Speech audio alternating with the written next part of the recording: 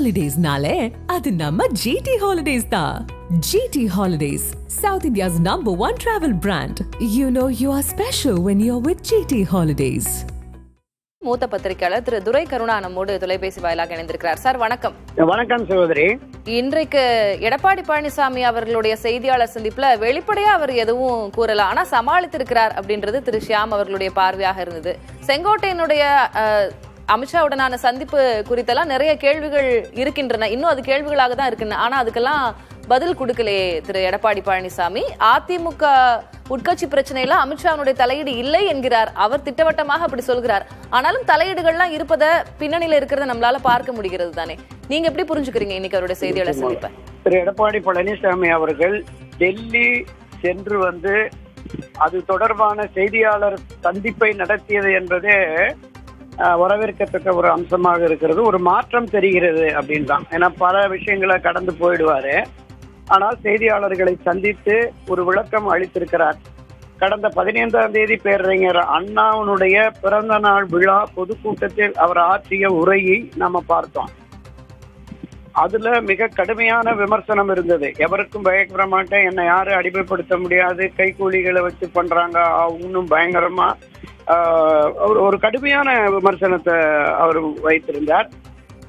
டெல்லி போயிட்டு வந்தோடனே ஒரு பக்குவம் வந்துருச்சு அப்படிங்கிற மாதிரி நம்ம இந்த பத்திரிகையாளர் சந்திப்புல டெல்லியில என்ன நடந்திருக்கும் அப்படின்னு நீங்க அனுமானிக்கிறீங்க, இல்ல உங்களுடைய சோர்சஸ் என்ன சொல்லுது?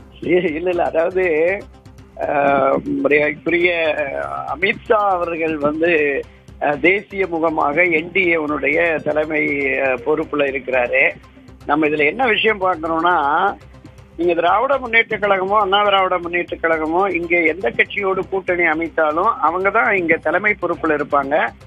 தேசிய கட்சியான காங்கிரஸோ பாஜகவோ இங்க வந்துதான் பேசுவாங்க.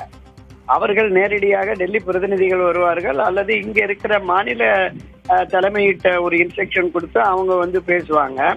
ஆனால் 2 முறை திரு எடப்பாடியை டெல்லிக்கு வரவழைத்து இந்த கூட்டணி தொடர்பா பேசுற பொழுது திரு எடப்பாடி பழனிசாமி தலைமையிலான அதிமுக ஒரு பலகீனமான நிலையில் இருக்கிறது என்கிற அந்த பொதுவழி கருத்து ஊர்ஜிதப்படுத்தப்படுகிறது அப்படின்னு தான் நாம பார்க்கிறோம். திரு அமித்ஷா அவர்கள் திரு எடப்பாடி அவர்கள் இந்த இருவரை தவிர இவர்களுக்குள்ள அந்த மொழி மாற்றத்திற்காக சென்ற அந்த டிரான்ஸ்லேட்டர், இவங்களுக்கு மட்டும்தான் அங்க என்ன நடந்தது அப்படிங்கிறது தெரியும்.